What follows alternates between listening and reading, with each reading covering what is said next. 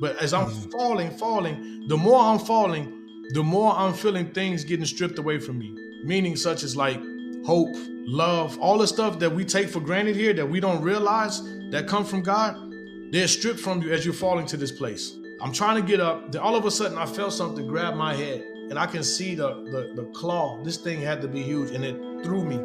There's no form of hate here on this planet that can even get close to how they feel about us. They hate you so bad, you can feel it. The energy will kill you. You had a lot of people calling out to God. You had a lot of people asking for 5 more minutes, 1 more chance. I felt like I was there for months. Wow. It felt like I was there for months. And I was only there for like 3 minutes and 40-something seconds, 47 seconds. Where were you shot? In my stomach, twice. Okay. That's why I'm still experiencing medical conditions right now. I still have fragments of bullets in me.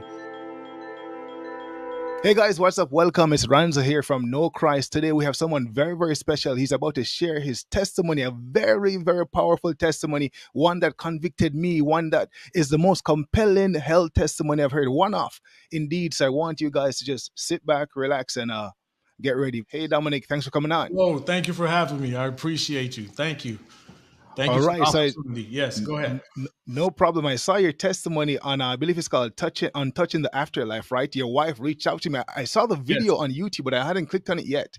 And then I saw an email from your wife, right? Just sharing your story. And she said you never wanted to share, but she's like, you got to share. You got to share it, right? Yes. And then look what's happening. God is using it, right? Yes, definitely. Because at first I didn't want to share it.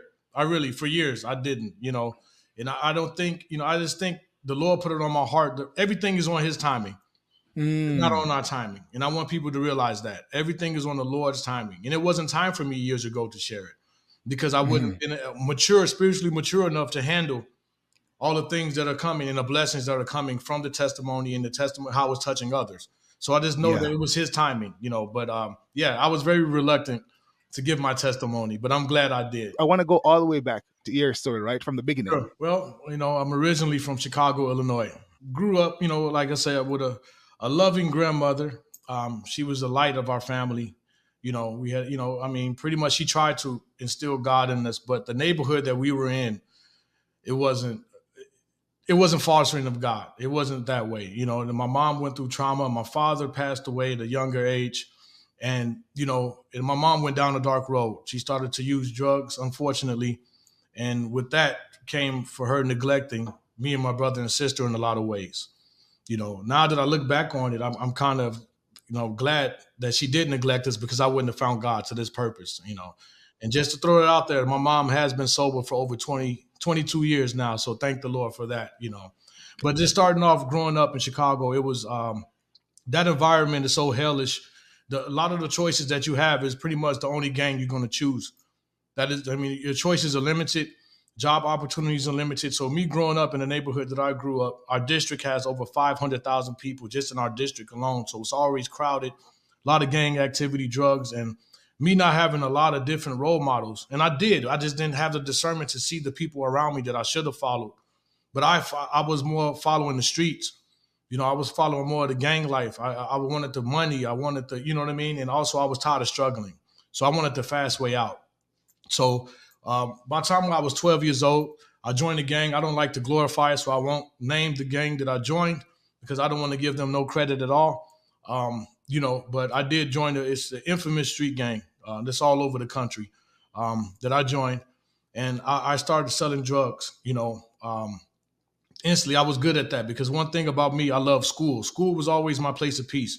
It kept my mind off my neighborhood. It kept my mind off everything. So when I went to school, it was just like peaceful to me. And I always loved to educate myself. So that was another thing that I realized God put inside me. But as soon as I got out of school, it's time to put on the war helmet. You know what I mean? It's a different feel to it. But I got pretty fast. I was very smart. So I was very intelligent in learning how to sell drugs. I moved up fast in the rankings because of my intelligence, but I was using my intelligence for the wrong things. I used it for the dark side. Manipulation, especially when it comes to the women, like I say, money, everything. It was just my whole focus and my aim was just totally off because in our culture, we're programmed to worship and idolize certain things. We'll quote, makes you a man. You know what I mean? And that's not the case. But I thought I was becoming a man. I thought me, having a status in the gang. I thought me having money, people being scared of me being to shoot guns, I thought that made me a man. And so the more I thought that, the more, of course, I was hungry and enticed to live that type of lifestyle. There's one thing I wanted to touch on. You said when you were younger, some of your family members were involved in like Santeria, etc. Oh, and you yes, saw something. definitely. You saw something when you were a young boy. So tell us about that if you want to share it. This ceremony thing, if you want to go into it. Well, there are ceremonies in Santeria, in the culture, Cuban culture, Latin culture, Dominican culture. They're called sweats. Okay.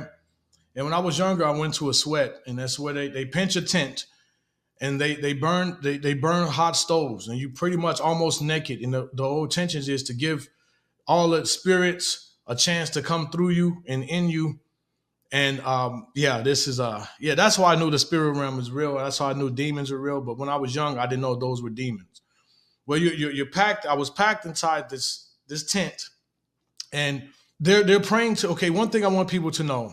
In Santeria, there are 9 principalities, okay? And these 9 principalities are the principalities that run the whole world. And what happens is each year, at the end of each year, they shift different places. So each principality takes over a new territory on the earth. And when this happens, you give praise and worship to these new principalities that shift positions. And a lot of people, when we have these sweats, it is an honor of the new principality ushering in that new principality that's coming in over a certain territory. Okay, now on this occasion, I was in a sweat, a ceremony, and there were just tons of just rocks. It's an altar, okay? It's a form of an altar, but it's an altar. And, you get to a point of it, and everyone's chanting and chanting. And I don't like to say those names because people don't realize when you say these demonic names, they actually can come into your life and your portal. So I'm just going to say one of these principalities were being ushered in to the sweat ceremony, to the ritual. And as I'm looking, there was an altar, and this altar of hot stones, that's what gives off the heat to make everybody sweat. But this stones, the smoke that was coming from it started to become solid. Okay. Now, as I'm looking at it becoming solid, it started to form of the shape of a body. You can start to see the legs, the upper body, the arms. And I'm looking like, wait a minute, am I seeing? I had to kind of focus my eyes, but the more I'm looking at it, this thing is solidifying. It's becoming solid, okay? And now you can start clearly see a form of a young, beautiful lady. I mean, one of the most beautiful ladies I've ever seen in my life. I'm not going to lie to you. But she just started manifesting into a solid form, okay? Even then you can start to see the color. She had a white robe on. She was pretty much like my complexion, maybe a little darker, long, silky hair, but she completely formed out of smoke. And one thing, yes, this is into a real body, into a physical body, physical body. Okay. And one of the high priestesses that came up grabbed her hand, and she stepped out from the smoke down, and they said, "Welcome, sister. Thank you for coming and joining us today." But I was so petrified that I squirmed my way through this ceremony and just took off running. I mean, I took off. Yeah, I couldn't even, because it reminded me of the same fear. Spiritual fear and physical fear are 2 different elements. It's way more magnified. That's why some people who get haunted by demonic forces and things, it's a different terror. It's not even fear. It's outside the realm of regular fear that we experience here on earth. It's outside this dimension. That's why it's more powerful. Okay. So that was just one incident, and we could talk more about that. But you were a little boy at this time. Like, how old were you at this time? I was 9 years old. Okay. So let's fast forward back to gang life. You're doing all that, right? Yes. Your wife also said that you were just searching for religions, like searching for truth. Yes, looking I was into searching, different things. Yeah, my family can vouch for that. It just always had a compelling to form with God. That's why I was Muslim. I was a Black Hebrew Israelite. Like I said, Santeria, New Age movement. I did so much research over the years trying to find him. And the funny part was he was with me the whole time. While I was out there looking for all of these things, that's what people don't realize. While you out there searching and trying to search, whenever you have an inkling to find him, that means he's already found you. Okay. He's right. They're just waiting for you. So he's already there. So it's Did you look into Christianity? I thought it was a hoax. I thought it was I'm just being honest. This is just, I'll keep it 100, as we say. Yeah, I thought it was a hoax. I thought it was just a fear tactic. I thought it was just used to manipulate and control people. I thought it was a European white man's religion. You know what I mean? Come to find out, actually, it's an ancient African religion. It started, but that's a whole nother story. It was never a European religion, but that's what the enemy puts on our mind because we're so used to just searching the details on things, we lose the message on things. We want to know the scientific principles of things, the historical facts, the archaeological principles, instead of the spiritual message that's coming in that package. So that's another tactic to throw you off from getting to the message. Instead, you argue and debating with people on the outside of things, you never get his message. So that's why I want people to be careful with overanalyzing the historical facts of things. We know mankind and man tampered with things. We know this. We know the man tampered with the scriptures. I don't know how many times. That's why there's so many different versions. But when you have discernment, you only can water down God's word so much. But once you have true discernment, you can see instantly his power is still in the scriptures, no matter who try to manipulate it.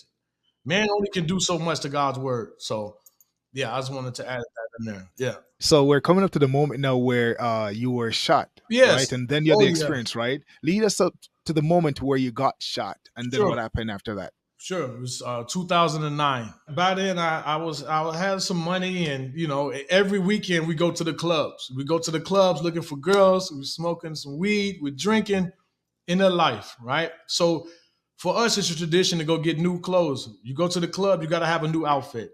So me and my friend, we're gonna go shopping during the day. We go shopping, but I kept seeing this one guy. Okay. First, we went to the clothing store. I come out, he's sitting on his car. And this is something in my spirit says something is not right about this guy. But I looked at him, he said, "What's up?" And said, "Okay, what's up?" We go to another store. I come out, he's outside the second store, way on the other side of our district. Just like it's no way you can keep running to the same person. So I thought it was, wait a minute. Now my spirit really was tugging on me. Like something is up with this guy. So again, I looked and he said he's sitting on his car outside of the store. So I tapped my friend and said, "Hey man, this man is following us." This guy, and my friend laughed. He was like, "Dude, you're not that important. Nobody following you, man. Quit it. You're nobody to be thinking about. Stop it. You're paranoid." Okay, I brushed it off. So later on, I come out 2 or 3 hours later, we're dressed. I'm ready to go out. I come outside the building. Guess who's standing there? The same guy. So this time I said, okay, I'm about to question this guy and ask him, do I know him from somewhere? Where is he from? You know what I mean? Because enough is enough at this point. My spirit is telling me I need to find out what's going on. As I'm walking and approaching the guy, he had a cigar in his mouth. And he said, "Do you have a lighter on you?" I said, "Yeah." And so as I'm reaching in my pocket, I saw a green flash. It's the first thing I really remember. It was a green flash. Okay. Now it just seems like, I don't know if things go in slow motion. When your body experiences traumatic experiences, you either black out or time slows down for you. Okay. And I'm noticing how God put that in as a safety mechanism for your body, for us. So we won't be over traumatized by the experience. But as I look up, I smell like, I don't know if you know what matches, like if you would burn a whole book of matches, like the sulfuric smell. Yeah. That's what I smelled. But as I look up to him, and he hit me again, wow, again. So now I'm looking at him, but he has this look on his face, and it was demonic. But it was like a "I got you" look, like you know what I mean? Like, you know what I mean? But the second time I fall back, as soon as I'm falling back, I feel myself falling forward. Okay. It's hard to explain. I'm falling back, but yet I can feel myself falling forward, and instantly, it was instantaneous. It was just like that. I was in darkness. But like I described before, this darkness is not a darkness like here on earth. It's not like you can blindfold yourself, like you can put yourself underneath the earth, super blindfold yourself and dig deeper. And it's still, this darkness is alive. You understand? It had a spiritual component to it, to where I felt that it was all over me, like it was holding me. But as I'm falling down, I can't even calculate the speed. But as I'm falling, the more I'm falling, the more I'm feeling things getting stripped away from me. Meaning such as like hope, love, all the stuff that we take for granted here that we don't realize that come from God, they're stripped from you as you're falling to this place. Okay? I want people to be aware. Don't take anything for granted. Because as I was falling, It's beyond, like I was saying before, at first, the terror. It's not fear, it's terror, and it's alive. It is really, it's a spirit. It's alive in that place. In the darkness, it's alive. It was alive. It was like the darkness had a consciousness of its own, and it was stripping me of everything good. So as I'm falling, I mean, it's so fast, and I can't even think clear. But I'm falling because people don't understand. Just say, for example, if you're here conscious, like we're talking right now, we're communicating, and then all of a sudden you're taken to another, just a whole other place instantly. It's instantaneous. There's no slow build up to it. There's no nothing there. It's boom, okay? And I'm falling, and I'm feeling this fear, but the speed of the fallingness, I can't even explain it in words. No matter what language, no matter what, it's spiritual. It's a spiritual component to everything. Now that in hindsight, and the more that I'm mature in my spirit, I'm realizing that it is all spiritual. The spiritual life, I was in my spiritual body, okay? I'm falling. Now, the first thing that hit me was this smell. The smell. But see, people don't understand. I'm going to explain it again. When you pass away, you don't lose your five senses. You know, sight, hear, touch, taste. No. They heightened. They get more potent. So they raise times 1,000,000. So you become more sensitive. They don't go anywhere. They get stronger. So like if you were to smell this smell right now, the smell that I was smelling, there's no way your body would be able to take it here on this earth. There's no sewer, no dead bodies, no dead animals, rotting flesh. There's nothing that can compare to this smell. Okay. It is so bad. It is just, but as I'm falling, I'm just like, it's just overwhelming, the smell. And then all of a sudden I see a little light. It's a little light, because this darkness is so dark. You can see the light on like a top of a pinhead. It's bright compared to this darkness. So to see that little light, I'm thinking, but as I'm going, I'm falling, it's getting bigger and bigger and bigger and bigger and bigger and bigger and bigger. Then all of a sudden I felt heat. I can feel heat coming from this light. But I wasn't even now that I'm looking at it, I wasn't even paying attention to the heat because I was so scared. I'm smelling this smell, but I'm starting to see it looking like a big portal. But this portal looked like it was rocks. Okay. That's what I want to explain to people. Hell is here on earth, but it's in a different dimension. Okay. Just like when I start learning scientific principles on different dimensions, it makes complete sense. Just like I'm sitting here right now, but there's different frequencies going through me that I can't even see, like microwaves, radio waves, all types of things, but they're vibrating on a different frequency. So you can have two places in one space because of different dimensions. So hell is on earth, but it's in a different dimension. All right.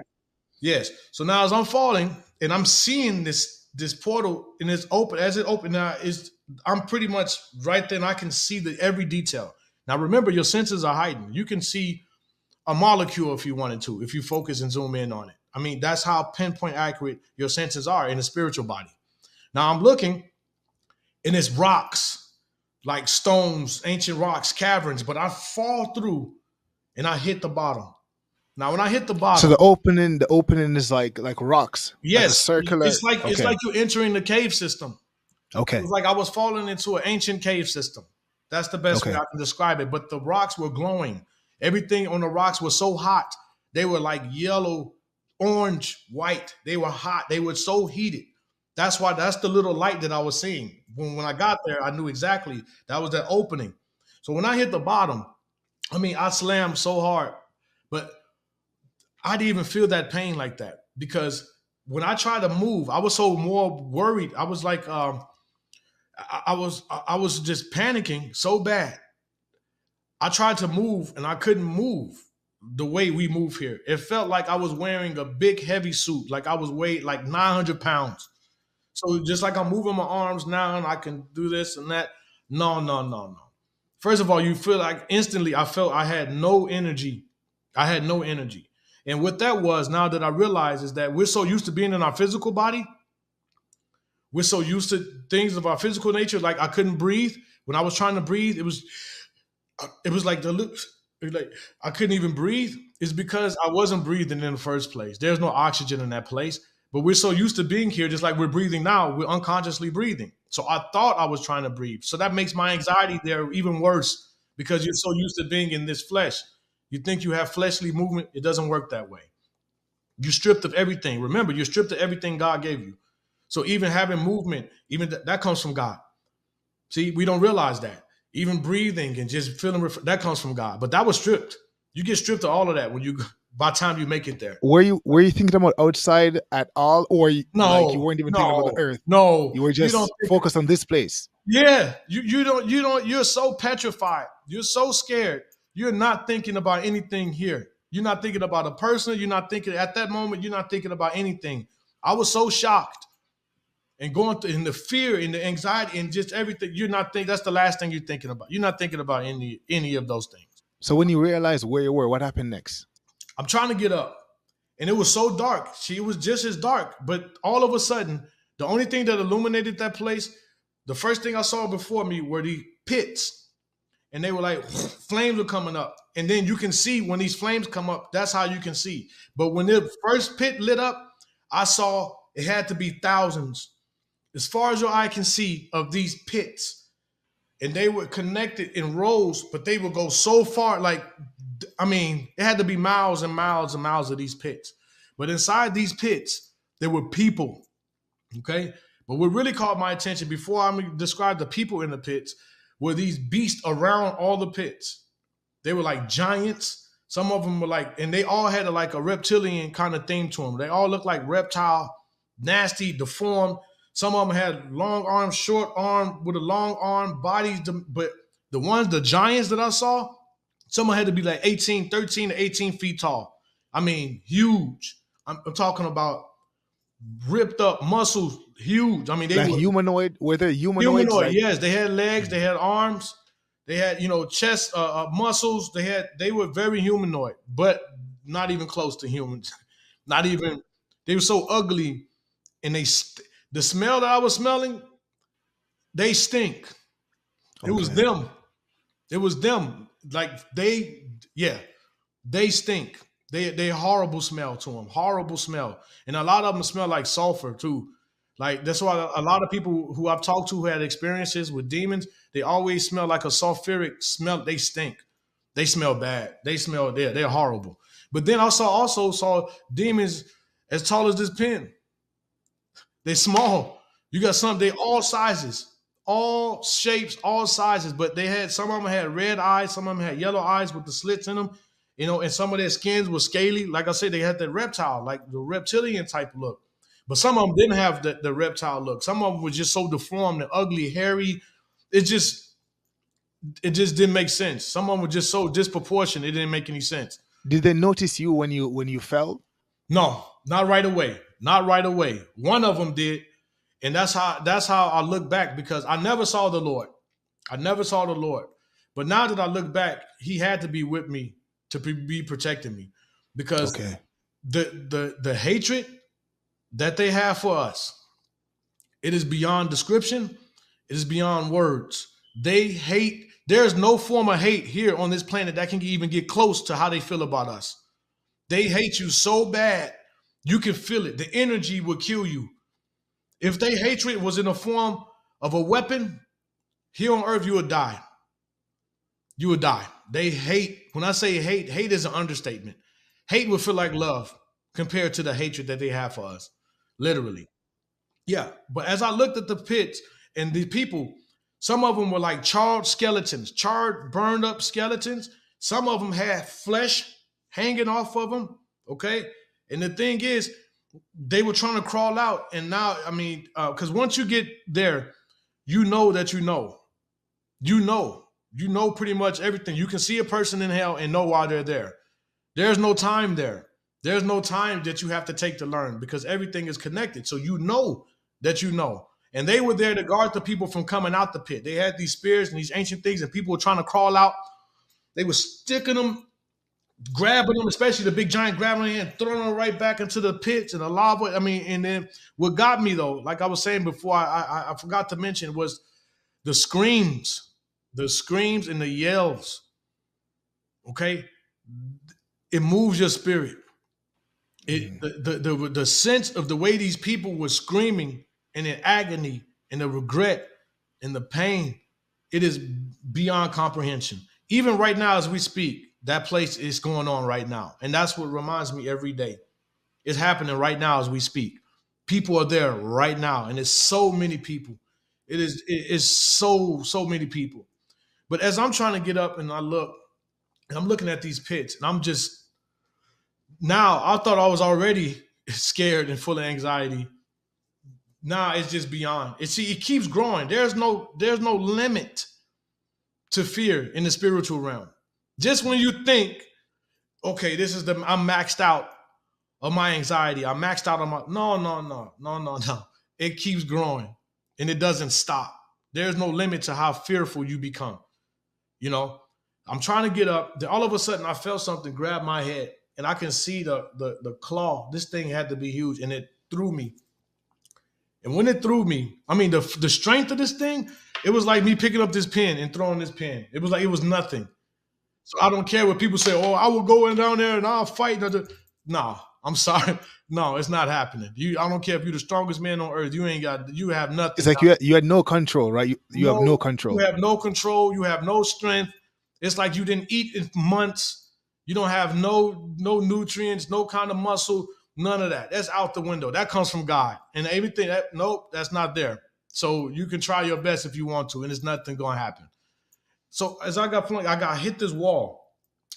But now as I noticed, Lord had to be with me because I didn't feel, because of the force that I was thrown, I would have felt, I knew I was going to feel the pain. Because one thing I'm going to explain to everyone, like I explained before, my testimony is that here on the body, we have a nervous system, right?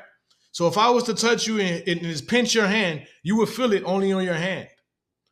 In the spirit world, there's no such thing. If you get hit in the hand, you feel it through your whole body simultaneously at the same time. You won't feel it just in an isolated place where you got pinched. You will feel it all at one time. From your head. So pain also is more intense as well. By a million. And that's an understatement. It is, see, because the spiritual world is people don't understand. Everything here physical is the leftovers from the spiritual world. That's why the Lord said your thoughts are more realer. That's why you get judged by your thoughts. Because that's what the real is. It's not, your action is just a reflex of your thoughts. So now I know what the Lord means by that, because the spiritual is way more realer than this. Everything here physical is leftovers from the spiritual world. That's why I say the pain is more real. Your senses are more heightened. Everything is more intense, way more intense. Okay. Now, that's why I say when I got flung and I knew the Lord was there with me, is because I didn't feel, I expected so much more pain, but it wasn't. I felt pain, but it wasn't what I knew in my mind where I was calculating that it should be. But as I look up, I'm on the side and it's like a stone mountain, but in the mountain were jail cells, rows and rows of these cells as far as your eye can see up. And I grew up in skyscrapers my whole life, and I know what it is to live in the sky, literally. But these things were so high, like they were built into the side of a mountain, and there were rows and rows of cells, like the old cells, not like the modern day jails with the door with the slit. No, the bars, and they look ancient, rusty. But instantly I knew, all of a sudden I started looking, and you can see people, activities, in all of these different cells. But then it would be like 3 feet apart, it'd be stones, another cell. Stones, another cell. Stone, 3 feet apart, like just estimating. 3 to 2 and all the way up. All the way up.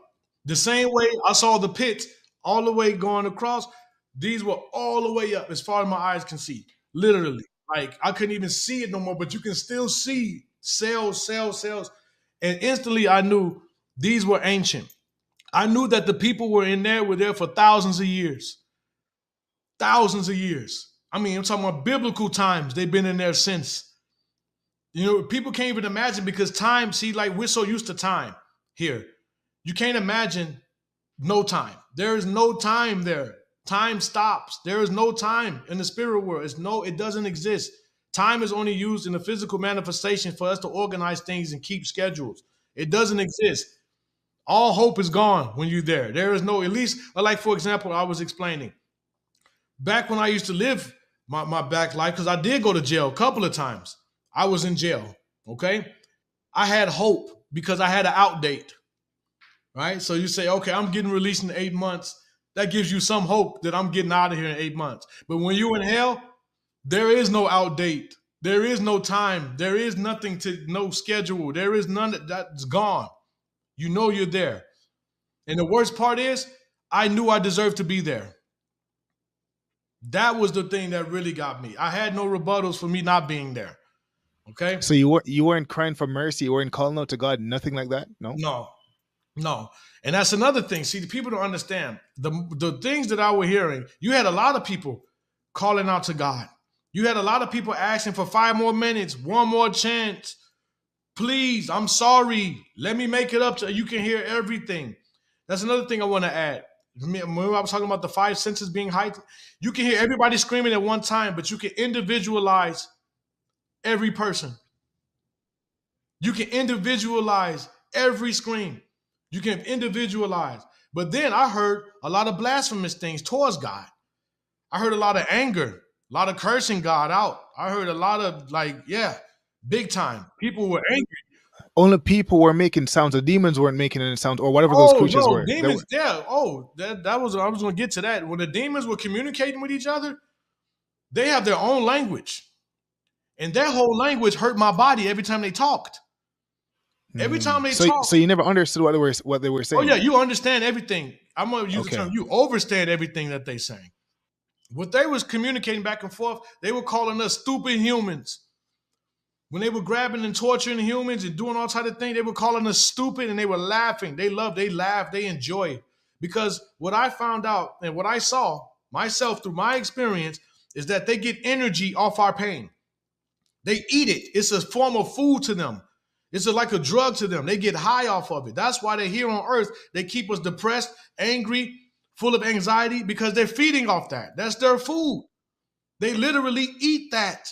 So they cause situations for you to feel that way so they can eat. They eat off that. And in hell, they have an abundance, nonstop supply of food because all they do is torture. They say if your arm gets ripped off, your arm will grow right back. Rejuvenate. And it happens over and over and over again. Like I say, I saw tons of people there where they were ripping over their mouth and pouring hot lava down their throats. They'll melt and they'll come right back and they'll do it all over again. And then they invite other demons to come and get their turn. Like I was also mentioning about promiscuous women who were there and men. But I saw my experience. I saw majority of what I saw were the women being raped by demons. This one lady was being raped and tortured so bad sexually that I'm not going to say it on here, but it's beyond horrible. But I'm talking about, it's and then some of the tortures are so bad. I still to this day, I can smell a certain smell, especially matches. I don't like the smell of matches at all because it brings me back to that. It reminds me of that. Yeah, it does, like PTSD big time. I don't like that. But your wife said you said something about I think it wasn't the last one I listened to actually. You said you saw pastors and people like that there. Could you explain? Yes, you know what? And I saw, and a lot of them were still dressed in suits. Okay, there was like a cavern, like a cave, and a lot of them were just sitting there, like they were waiting. Where the demons would come in, especially the giant ones, and snatch them up and throw them in boxes. They were throwing these pastors in boxes. They had all types of stuff for them. They had all types of, like they had a field day with the pastors, the fake pastors. I'm going to be honest. A lot of them were just misusing their authority that God gave them. Okay. For one example, they threw this one pastor in a box, and it was an old nasty box, but the box was filled with hot coals in it. So when they throw them in it and they close it, you can hear them. I mean, the screams are beyond. Like, you can feel it. You can feel it's just the anguish and the pain. And they were throwing these things in them. They were stabbing this. They were ripping people apart. They were eating people, especially the pastors. They had a real good time with them. They were enjoying, like, really. A lot of people who I saw were a part of the church. Like I said, you can look at somebody in hell and know why they're there.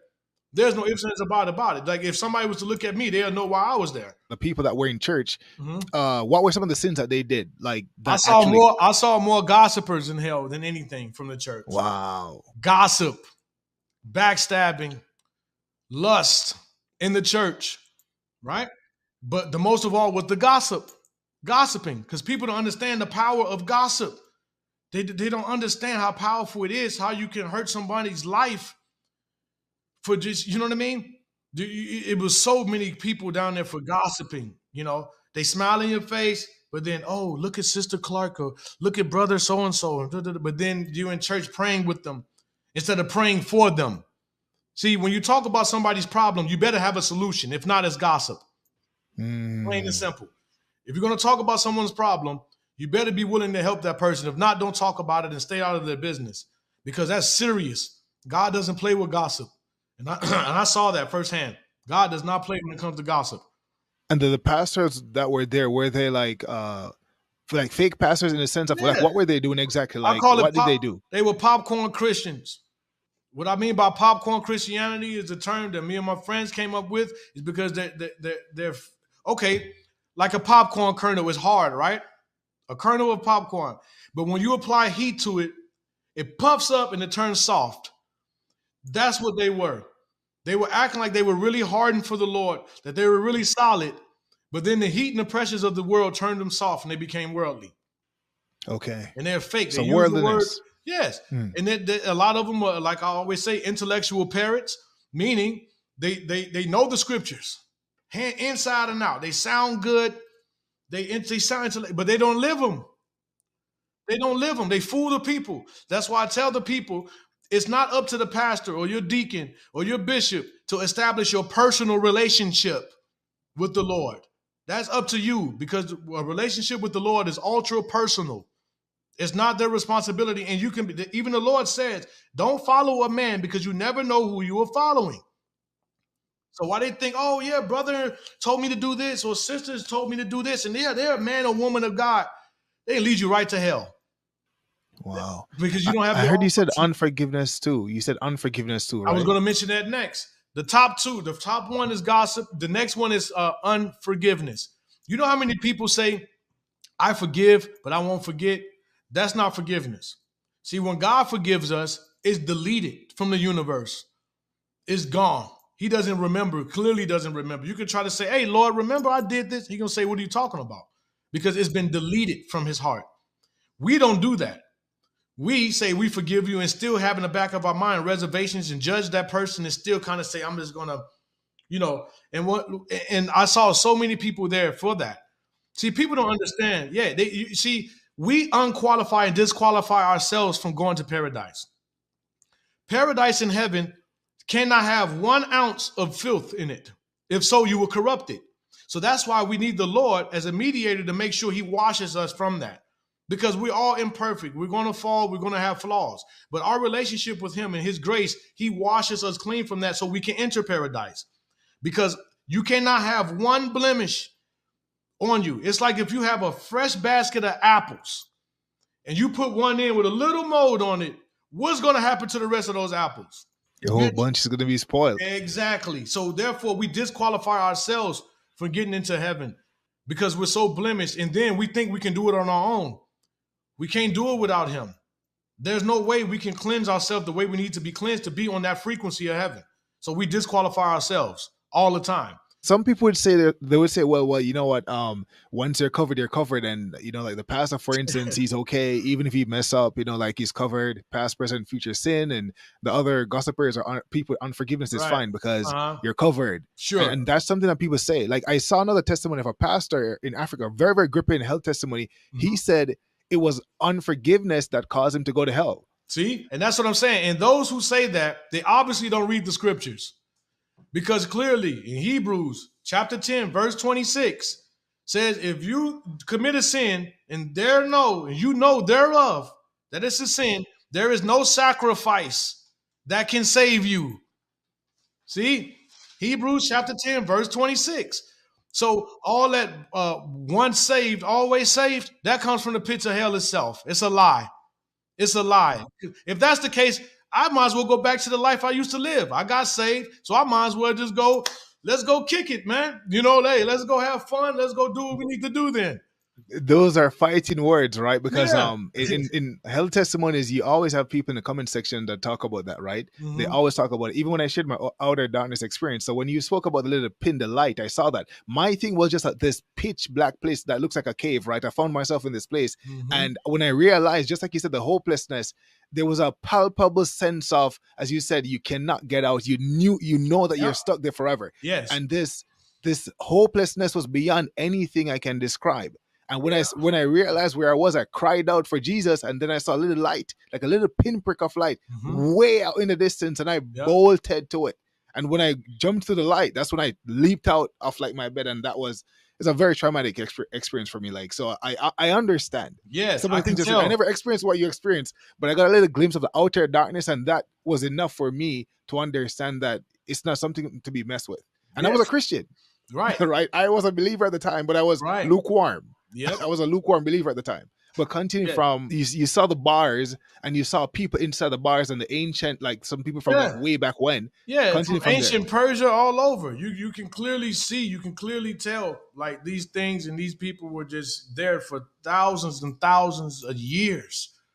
Even the garbs they were wearing, some of them were skeletons, some of them, like I said, were just like ancient, but the color of their flesh was like a smoky gray darkness. It wasn't, you can't tell what race they were only by their features, but they were from all over, but they were very, very ancient. And I knew they were there for astrology, witchcraft. This like all of them were there for worshiping other gods, worshiping Baal, worshiping demons. Like all of this was like a dedicated section to those ancient ones who were worshiping other false gods, and then led other people to worship false gods. See, it's one thing that when you sin alone, cool, that's bad enough. But when you bring others to sin with you, when you become contagious and you're sinning, it's way worse. You have way worse judgment that falls upon your head.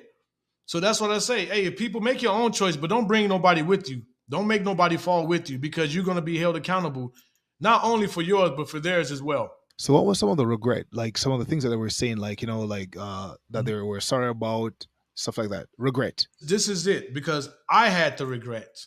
I had the review. I call it the great review, because it comes a moment when you're in there where he shows you every detail, every conversation that you heard someone that you didn't even see, and how that causes a ripple effect in their life. Every bad thing I did, from even stealing the candy bar when I was 7 years old, to every detail that you ever did. Now, I don't know if people remember, in the Bible, it says your own flesh will testify against you. See? So my own flesh was testifying against me, to me. And that's when I had the feeling that I have no right to get out of here. That's when I had the feeling that, you know what, I deserve this. That was when I came with a feeling, overwhelming feeling, where it hit me that, dang, I deserve to be here. There's no way I'm getting out of here, because you have so many people screaming, please, let me make it up to her, or let me make it up to him. Give me one more chance to go say, like, it was just so many things of regret that they wish they can do one more time to make things up to people. The things that they said to people, the things they physically did to people, the things that they stole from people, the thoughts that they were thinking about people, the gossip that they did someone and made someone lose their job or lose their reputation because of gossip. Even false gossip is even worse. When you just make up things about somebody because you're jealous of them. There's a lot of people, the spirit of jealousy. See, hell is very organized, and people don't realize this. Hell is so organized. It has a spirit for everything. A spirit for everything that you think is just you. No, a lot of the times, okay, I'm going to say this loud and clear. Everyone is accountable, okay? Your flesh, you're accountable for your own actions. So I'm not going to blame everything on demons. I'm not going to blame everything on the devil, because we do have accountability and responsibility for ourselves. But what I am saying is, they don't have the power to make you do anything. But what they do, they're great manipulators and they're great influencers. So and your flesh by default will go with the choice of the demons by default, because your flesh is so weak. So they know how to manipulate your flesh to make these decisions. You see them? You see what I mean? So people need to realize that. But back to answering your question, the most things, like I said, that I was hearing them say is they just don't want one more chance to get it right. They want one more opportunity to make things right. you know. And it was just like some of them are asking for 30 seconds to be on the earth. I don't know what somebody can accomplish in 30 seconds, but I mean, they're asking for time. They're just asking, can I just go tell this person, I'm sorry what I did to my mother. I'm sorry what I did to, like, you know what I mean? You know, it's just, yeah, it's just so many voices from so many different levels. And all we have to do is apply our own experience to answer that question. But I don't want to wait again till I pass away again to make anything right with someone. We need to do it right now while you're here on this earth. Amen. What happened after the bars, right? Because I remember you said you were on a cliff after or something like that, Yeah, and you that saw was the towards the end. bones. I'm just gonna wrap it. Yeah, because when I went, this is towards the end. It was a lot more in between that, but we can maybe another time, God willing, I can come on a platform and explain. But I was on a cliff, okay, and it was people on the right side, people on the left side. But when I looked, it was a desolate forest, and there was a path in the forest. But these trees, it wasn't a regular forest. These trees were dead. These trees were, it was just like a dead forest, and it was black sands, black and gray sands. Okay, but when I looked further up, that's when I felt this place. That whole time I was in hell, but I call it pre-hell. But when I saw that place with these gates, I mean, it had to be 80 feet tall, 50 to 80 feet tall gates, old rock stone castles. I knew that was hell. I knew for a fact if I passed those gates, I'm not coming back. And so as I'm standing on the cliff, and that's why I want to tell people, when you're in hell, there's no fellowship. That's why this part, I want to make it clear that the Lord obviously gave us the opportunity because there was a long line of people in these chains, okay? And they were coming and they were walking on this path, but each on the side of them like guards, almost like prison guards, but they were demons. Just some of them big, some was walking so these people wouldn't try to run off the path. And they were marching them towards the gates, to the gates. But one person noticed and looked up. Now I'm thinking that the person noticed the Lord behind us. And but then gave them an opportunity to start screaming towards us, don't come here. Don't. They were screaming in all different languages. And I'm looking at the people on this side, looking at the people on this side of the cliff, and they were screaming, don't. They were like giving us utter warnings. Like, don't, please. They were begging to not come, to not come. And you can feel the sincerity and the fear and the terror. Like, it is beyond. Just by looking at that place and hearing them, I knew. I said, my next step is I'm about to be down there in that chain gang heading on that path. But all of a sudden, it was just like the same force of a swish, because around when I went to different compartments in hell, it was like I was teleporting. It was boom, boom. He was taking me. So now I know that was the Lord showing me. But all of a sudden, I felt that same back. But when I came, I got slammed into my body. And I was in the hospital. Okay. How long did it feel like it was? You said it's timeless, right? But how long did it feel? Did it feel like you were there for a long time? I feel like I was there Can you for quantify months. it? I feel like I was there for months. Wow. It felt like I was there for months. Like Earth months, like our months, it felt Our that long. months here on Earth, it felt like I was there Wow. for months. And I was only Wow. there for like 3 minutes and 40-something seconds, 47 seconds. Wow. So your wife said you were pronounced clinically dead. 3 right? minutes and 47 seconds. What was the most memorable thing maybe that happened during that time in hell when you were being, shown different things that you want to share? What sticks out to me, all of it to me was equally, but what sticks out in my mind was, I call it the human shish kebabs, where the giants were taking these big rusty poles and they were taking humans and they were taking them from underneath and they was putting them on these poles, like 4 or 5 at a time, and then they were carrying them around. Like, they put these spears through them. These spears are huge, and they would take the body and they would poke you through and they would stuff you, and they'd stuff another one on top of you, and they'd stuff another one while you're screaming and moving, and then they'd pick you up, and I don't even know where they were carrying them. But to me, I still even get I still visualize it. I can still feel it. I can still smell the atmosphere. But to me, besides the females getting raped, the men's getting their genitals cut off, the sexual torture, and I call it the human shish kebab torture, to me, it really, really, really, those are the two that really stick out to me, really much so. So in terms of senses, right? So I want to give people like a sense of maybe like what is it like a daze feeling, like you're in like a dream like state, or is it like very vivid, or do Mm-mm. you feel like, or you feel now like What's it like a dream state? Have you ever had a dream? See, there's a difference between dreams and messages. Have you ever had a dream where when you first wake up, you're glad to be here, and you look and say, whew, I'm glad that was just a dream. So imagine that type of feeling magnetized times 1,000. It's more realer than me experiencing talking to you right now. Wow. It's even hard. Like I say, there's certain emotions that I feel and we feel as human beings on a daily basis that you can't even put into words, right? The descriptive part, I'm just getting close to it as I can because there's some things that I can't even fathom to put in a human language, any language. There's no words because everything there is so impactful and so powerful. It's energy. I can't even calculate how people, yeah. And some people say it's fake, right? And that's the thing. When I read those comments, I feel I'm just like, man, like, Yeah. What do you have to say to people who don't believe? Like people who hear stuff like this and they're like, oh, it's fake. But guess what do you say to them? The demons love that. The demons are clapping because the fact is they don't want you to believe so you can get there. See, hell does not need your belief. Hell doesn't need you. Actually, it don't want you to believe because how can you fight an enemy that you don't believe exists? That means you already lost. So they want you. So listen, my job is just to deliver a message. I don't debate my experience. I don't have to debate it because one thing we all have in common as human beings, we're all going to die. I'm just telling you. The Lord told me I don't have to debate anything. My job is just to tell you my experience, my testimony. People can do what they want to do with it. But I'm just telling you, like, for example, if you're in Japan right now, if you come to the United States and say, the jails in the United States are not real, well, go break the law. Watch what's going to happen. The jail that's waiting for you don't need you to believe in it.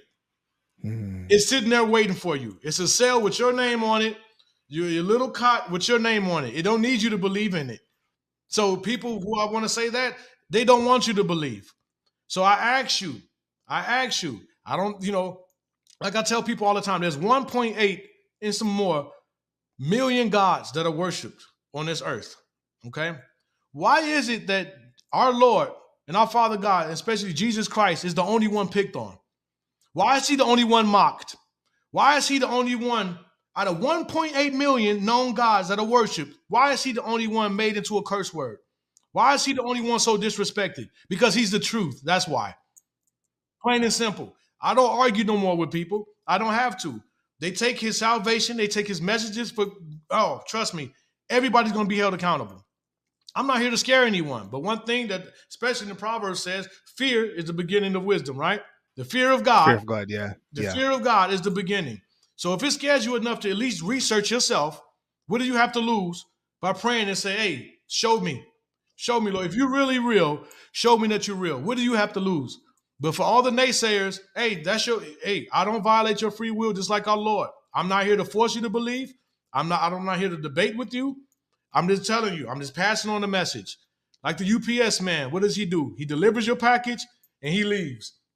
Whatever you do with the package is up to you. That's it. So I know we're kind of wrapping up, but I want you to talk about when you came back. You came back into your body. I want you to talk about that and then how you actually met Jesus and became a pastor, etc. I want that part of the story as well. Yeah, well, when I came back into my body, like I said, it felt disgusting. I felt horrible. I felt like I was wearing it. It felt like if you put on like 3 outfits that were dipped in cold water. That's the best way I can describe it. It felt like I was literally wearing my body. I was wearing it like I'm wearing an outfit, and I felt nasty. It took a while for me to get rid of that. For a couple of weeks for me to get rid of that nasty feeling, because I was it's weird. But so you were in the hospital when you woke up in the hospital, or I was in the hospital, and the nurses were freaking out. Everybody was freaking out because they pretty much just gave up. They were wrapping it up. I can tell the machines were outside. They were just pretty much wrapping everything up, like because I was done. It was. So where were you shot? Where were you shot? In my stomach. Twice. Okay. Twice. In my abdomen. Okay. That's why I'm still experiencing medical conditions right now. I still have fragments of bullets in me. I may have to have an upcoming. So those who are believers, you can pray. My surgery goes well. I really appreciate that because I have to have some bullet fragments removed from my intestines, from my small intestines still, because they're starting to rust and iodize in my stomach. So, yeah. And And your wife said that they said you wouldn't walk, but you started Yeah, walking I still, miraculously. even to this day, I still have complications of walking, but they told me I wouldn't walk again correctly. I wouldn't walk at all. But now I'm walking right now. You know, I still walk with a limp. It still hurts when the weather changes. A lot of people know what that means. Like when it rains, when it snows, it's a lot of tremendous pain because I have permanent nerve damage. But that's better than being paralyzed. So thank the Lord. He gave me the ability. I'm walking again. So yeah, but they told me I would never walk again. We're So gonna pray yep, indeed, right? yeah. So you got up on the bed, you were probably screaming, telling them. She said you said like, yeah, I you were screaming, and then I was screaming like I didn't. First of all, the same way, just as fast as I left was just as fast as I came back. Two different dimensions, like two boom. After that swoosh, and it was pink, pink, and I was so beyond confusion is an understatement. Okay, but looking at the nurse's face made me more scared because she was looking at me with, and she ran out the room. So I'm like, hey, what's going on? You know what I mean? Like, and I was scared, and I didn't want to go back, so I'm screaming, don't let me go back. Please. Don't somebody. No. Help. What's going on? Like, don't let me go back. Cause I can even still hear in my heart, in my mind, I can still smell hell. I can still, so me being there, I just thought any second now I was gonna be taken back there. okay. Do you see what I mean? It's the most scariest feeling ever, Did he share it with anyone? Did he share the story when you got up afterwards, or you kept it to yourself for many years? I What happened? kept it to myself for a minute. Honestly, I truly did because first of all, it took a while for me to even grasp. That's how serious it is. That's how powerful it is. It took so long for me to even digest it, and it had the opposite effect at first. It gave me post traumatic stress syndrome with a disorder. I mean, to the point where I start drinking more when I came back because of that hell experience. It had the reverse effect at first. It wasn't like the Lord, I came from hell and all of a sudden I was just with the no, no, no. It had the reverse effect at first. I was so traumatized by it, it led me to drinking more. Even after the experience I experienced, you would think I would have woken up and just said, hey, no more. No, it made me very scared of a lot of things, different noises. Like I say, even to this day, I can't stand the smell of those matches. I can't do it. I can't, it just really brings me right back, and that's why it took me a long time to come out because the Lord had to give me the energy and the strength to even rehash this story because just thinking about it, that's how horrible it is. I had to have, this is his strength for me to be able to explain this without me having anxiety problems because just remembering, I can see it. I can still smell the smells. I can still just, so I know it's him helping me tell this story, but yeah, go ahead. So how did you now move from that place to actually becoming a believer? And I think your wife said you also have a degree as well, like a pastoral degree. So talk to us about when you decided to start a ministry and follow Mhm. Jesus, like fully. Well, Yeah. yeah, a couple of years ago, I did get my pastoralship. It was about 3.5 years ago, National Christian Church University. But see, only reason why I did that is because I already started my street ministry a long time ago. It had no name, it had nothing. I was just out there trying to preach the word. Okay. And what I had to get my credentials for, which I thought was to be able, because I wanted to speak at other jails, I wanted to speak around, but they said, where's your credentials? I'm like, wait a minute. Why do I have to have credentials? I got credentials. I'm a believer. See, that's how I know this system is fake. You know, did Paul and them have credentials? Right? Did the apostles and the disciples? No, they didn't. Their credentials was their experience. But now these days, yeah, let me see these documents. So I got it just to appease so I can go to different jails and go to different things. And roughly, we just started this full ministry. I would say roughly about what is it, 6 months ago, 5 to 6 months ago? Am I correct? Yeah. Yeah, about 5, 6 months ago to start going. Because before that, we were out on the streets praying, passing out Bibles. But then the Lord put it on my heart, just like He put it on my heart. Now it's time for you to give your testimony. It's time for you to organize this now so you can bring more sheep into the fold. So now you can do more things and get the word out there. How long after you had the experience you started street ministry and started to say, you know what, I'm going to take this seriously and start evangelizing, etc.? It took about a good 14 years. Wow. So 14 years before you started street ministry? Mm-hmm. So that Yeah. whole time were you grappling with your relationship with Jesus? You were trying to figure things out. What happened between that time? He was building his relationship with me. I started to change instantly. I mean, I started to notice the change in my attitude, the people I was hanging with. So I started to see the instant changes. I definitely started to change. But people don't understand. The same way there's different levels of fear in hell, there's different levels of purity and maturity in the spirit. Mm-hmm. See? And also, I learned from experience, you only rise as high as your faith.